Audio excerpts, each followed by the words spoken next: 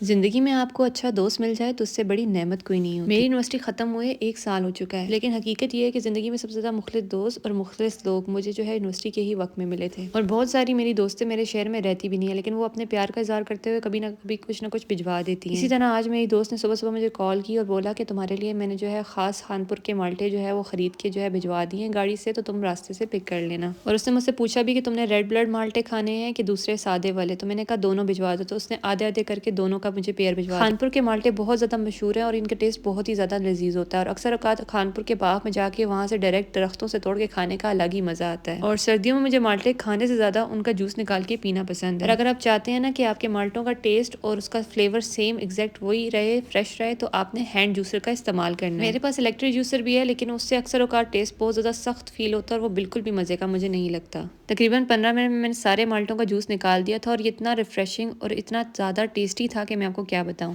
اگر تو آپ کے پاس بھی کوئی ایسا دوست ہے تو ضرور سے کمنٹ میں ٹیگ کیجیے گا، اور مزید ایسی ویڈیوز کے لیے میرے اکاؤنٹ کو فالو کر لیں۔ خدا حافظ۔